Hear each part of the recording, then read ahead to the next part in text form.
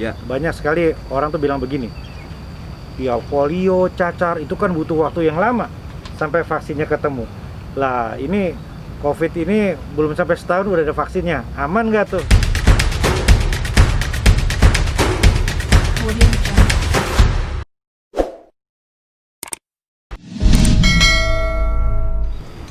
Assalamualaikum, saya sedang bersama tamu istimewa kita siang hari ini, Prof. Wiku yang jauh-jauh datang dari Jakarta, dari gugus tugas nasional ya.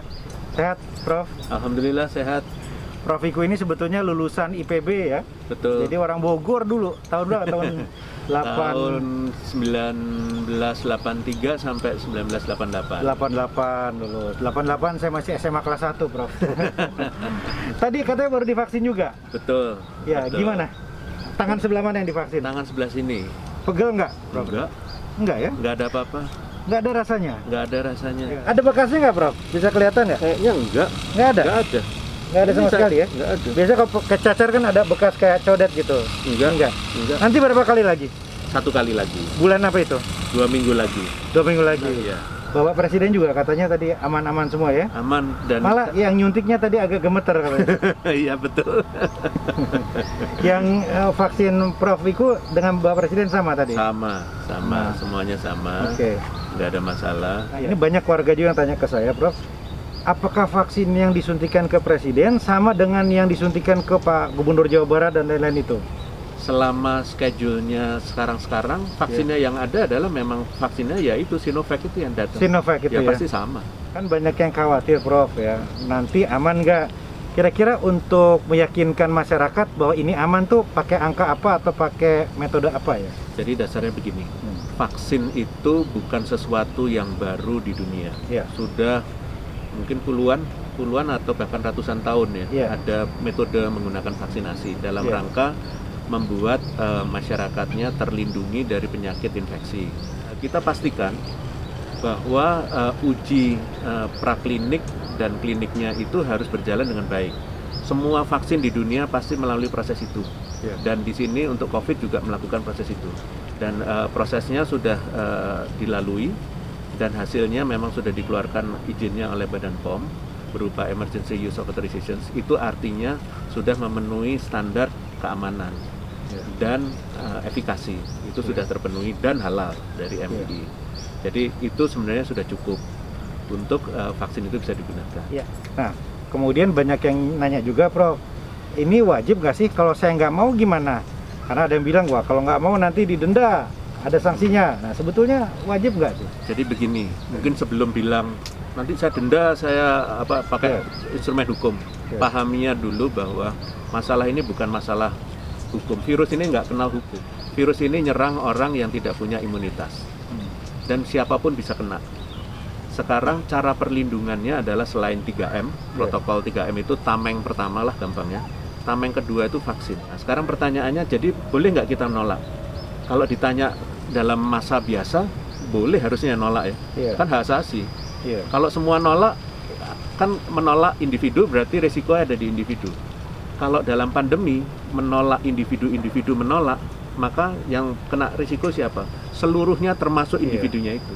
Nah, ini Prof, ini obrolan warung kopi ya. Ya. Banyak sekali orang tuh bilang begini, ya polio, cacar itu kan butuh waktu yang lama sampai vaksinnya ketemu.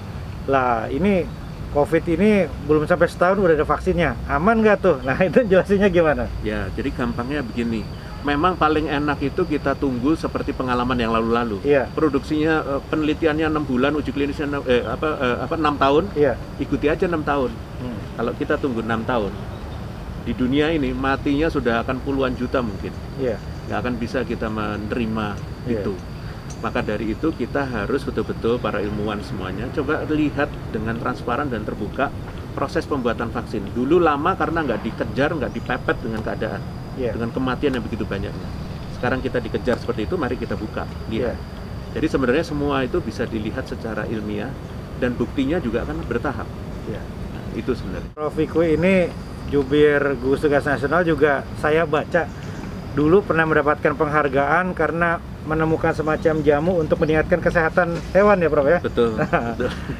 itu gimana ceritanya tuh? Jadi hewan itu bisa lebih kuat karena jamu itu ya? Ya, kan melihatnya dari 3 sisi. Jadi Ya. Manusia, hewan, dan lingkungan. Ya. Ini harus harmonis seluruhnya. Dan kami lihat sebenarnya kalau awalnya saya lihatnya adalah manusia kenapa kok bisa menjadi lebih sehat ya kalau minum jamu. Ya. Sama-sama makhluk hidup berarti harusnya hewan juga bisa kalau minum jamu. Ya. Dan ternyata ada inovasi-inovasi yang katanya sama jamu, kita coba. Ternyata jamu itu kalau dikasih kepada hewan, ternyata dia juga sama. Ternyata intinya kan fungsinya adalah imunomodulator, memodulasi, mengatur Ya. imun sistem. Jadi kalau sekarang banyak orang yang justru minum empon-empon Ya. gitu ya, banyak ramuan-ramuan supaya meningkatkan imunitas. Itu benar nggak sih sebetulnya? Sebenarnya betul, Betul. asal tidak overdosis. Overdosis itu segimana misalnya? Overdosis itu kan seharusnya jamu itu kan juga diteliti. Iya. Ada jumlah kandungannya dan kadarnya yang secukupnya yang diperlukan untuk bisa menyehatkan. Oke. Jangan melebihi itu. Ya, jadi satu jenis itu nggak boleh banyak. Nah, kalau misalnya macam-macam nih, minum jamu iya, empon-empon iya, kemudian ada vitamin herbal iya. Nah itu Sama. Jadi nggak boleh juga banyak ya? sebagai contoh saja realitanya, jamu yang saya buat untuk hewan Iya. itu adalah gabungan dari macam-macam. Ada Oke. kunyit, Iya. ada temulawak, semuanya jadi satu. Iya. Makanya namanya super jamu. Prof, ada warga ya bilang saya begini, Pak Wali, bioskop tolong dibuka dong, gitu kan? Ya. Saya bilang kenapa? Ya kalau bioskop dibuka, kita dapat hiburan, imunitas naik, ya kita berarti bisa melawan COVID. Nah, itu logikanya gitu. Betul, nonton bioskop itu bisa imunitasnya naik. Tapi untuk imunitas naik nggak harus hanya nonton bioskop. Oke. Kalau nonton bioskop itu meningkatkan imunitas tapi berbahaya, Iya. ya jangan ke situ. Jangan. Tapi kalau bisa mengelola bioskop itu menjadi tidak berbahaya karena dijaga jaraknya dan seluruhnya ventilasi dan seterusnya, mungkin bisa. Tapi harus hati-hati. Karena kembali lagi saya mau kasih tahu, virusnya ini pinter. Iya. Manusia belajarnya lambat, gampangnya begitu. Kalau dia sudah tahu dari awal ya sudah tahu duluan gimana cara nyetopnya. Nah inilah giliran kita mulai belajar tuh disalahin. Dulu bilangnya katanya yang sakit yang suruh pakai masker. Sekarang yang sehat juga disuruh pakai masker. Iya. Nah itu kan karena proses belajar. Ternyata yang sehat nggak pakai masker kena. Iya. Oh maka harus pakai masker. Oh terus berkurang sakitnya kan gitu. Iya. Jadi prosesnya itu proses belajar dan kita harus cepat tahu sebenarnya. Kalau kita nggak tahu ya akan kena nantinya. Iya. Gitu. Jadi prinsipnya itu.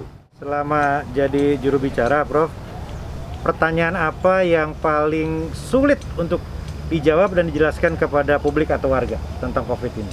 Sebenarnya saya nggak ngelihat sulit, Iya. tapi yang saya lihat itu adalah pertanyaan yang menjurus dan emosional. Dan itu saya selalu sikapi dengan pasti orang yang emosional dan seterusnya itu karena pengetahuannya terbatas. Oke. Maka tugas kita semuanya harus bisa memberitahukan secara ilmiah dan mudah dipahami apa sih yang sedang terjadi. Jadi pertanyaan yang sulit salah satunya tadi sudah ditanyakan oleh Pak Wali. Misalnya, ini wajib apa enggak sih? Boleh didenda enggak ya? Dipidana, boleh dipenjara apa enggak ya? Itu menurut saya sulit. Sulit dalam arti gini, kok nanyanya ke situ ya? Terus kok masa dihukum sih gitu loh.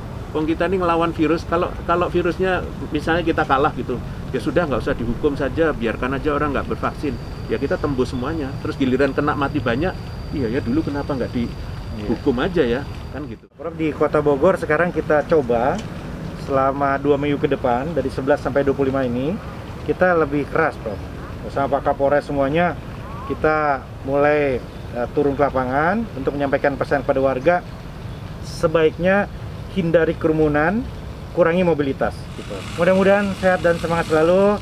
Terima kasih Prof Wiku sudah hadir di Bogor. Ya teman-teman, itulah Prof Wiku juru bicara Gugus Nasional COVID-19 yang paling semangat dan selalu tampil di depan. Mudah-mudahan sehat semuanya ya.